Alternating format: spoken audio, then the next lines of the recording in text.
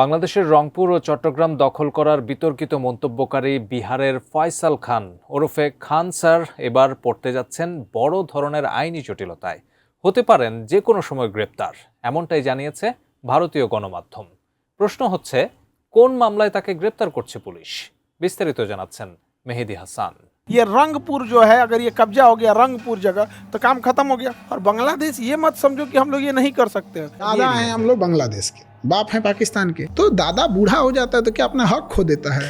বাংলাদেশের রংপুর ও চট্টগ্রাম দখলের উস্কানিমূলক মন্তব্য করে ব্যাপক সমালোচনার মুখে পড়েছিলেন ভারতের বিহারের শিক্ষক ও ইউটিউবার ফয়সাল খান, যিনি খান স্যার নামে পরিচিত। সেই বক্তব্যের কারণে তিনি আগে থেকেই আলোচনায় ছিলেন। তবে সেই বিতর্ক শেষ হওয়ার আগেই এবার তিনি নতুন করে আইনি জটিলতায় পড়তে যাচ্ছেন।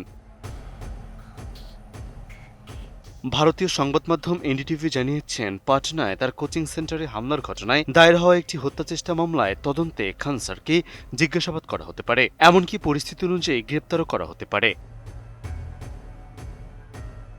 ভারতীয় সংবাদ মাধ্যমটি আরও জানিয়েছে, চলতি সপ্তাহে তার কোচিং সেন্টারে ঘটে যাওয়া একটি ঘটনার জেরে এই পরিস্থিতির সৃষ্টি হয়েছে। পাটনায় অবস্থিত খান গ্লোবাল স্টাডিজ ইনস্টিটিউটে হামলা ও ভাঙচুরের সময় গুলি চালানোর অভিযোগ ওঠে। সেই অভিযোগের ভিত্তিতেই মামলা দায়ের করা হয়েছে। ঘটনার পর পুলিশ 2 নিরাপত্তারক্ষীকে আটক করে জিজ্ঞাসাবাদ করে একই সঙ্গে তাদের ব্যবহৃত অস্ত্র জব্দ করা হয় এবং অস্ত্রের লাইসেন্সও যাচাই করা হচ্ছে। কোয়ালিটি সম্পন্ন আন্তর্জাতিক মানের still bar CSRM, committed for better still. গত 2 জুন রাতে 15 থেকে 20 জনের একটি দল কোচিং সেন্টারটিতে হামলা চালিয়েছে বলে অভিযোগ ওঠে।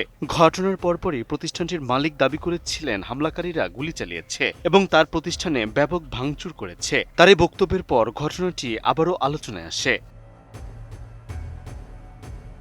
এর মধ্যেই সামাজিক যোগাযোগ মাধ্যমে ছড়িয়ে পড়ে ঘটনার একটি ভিডিও। আর সেই ভিডিও সামনে আসার পরই পুরো ঘটনায় মোড় ঘুরে যায়। ভাইরাল ওই ভিডিওতে দেখা যায় খান স্যারের 2 নিরাপত্তা কর্মী গুলি চালাচ্ছেন। এরপরই পুলিশ তাদের গ্রেপ্তার করে এবং পুরো ঘটনা নতুন করে তদন্ত শুরু করে। শুধু নিরাপত্তা রক্ষীদের নয়, ঘটনার সঙ্গে সংশ্লিষ্ট সবার ভূমিকা খতিয়ে দেখা হচ্ছে। আর সে কারণে প্রতিষ্ঠানটির মালিকের ভূমিকাও তদন্তের আওতায় এসেছে বলে জানিয়েছে ভারতীয় গণমাধ্যমগুলো। এদিকে এই ঘটনার মধ্যে আবারও সামনে এসেছে খান স্যারের পুরনো একাধিক বিতর্কিত বক্তব্য। 2025 সালের 10 এপ্রিল প্রকাশিত এক ভিডিওতে তিনি দাবি করেছিলেন, রংপুর দখল করতে পারলে ভারতের চিকেন স্নেক সমস্যার সমাধান হবে। একই ভিডিওতে তিনি চট্টগ্রাম দখল করে ত্রিপুরাকে সমুদ্রের সঙ্গে যুক্ত করার কথাও বলেন। এছাড়াও বিভিন্ন সময় তার বিরুদ্ধে বাংলাদেশকে নিয়ে নানা রকম উস্কানিমূলক বক্তব্য দেওয়ার অভিযোগ রয়েছে।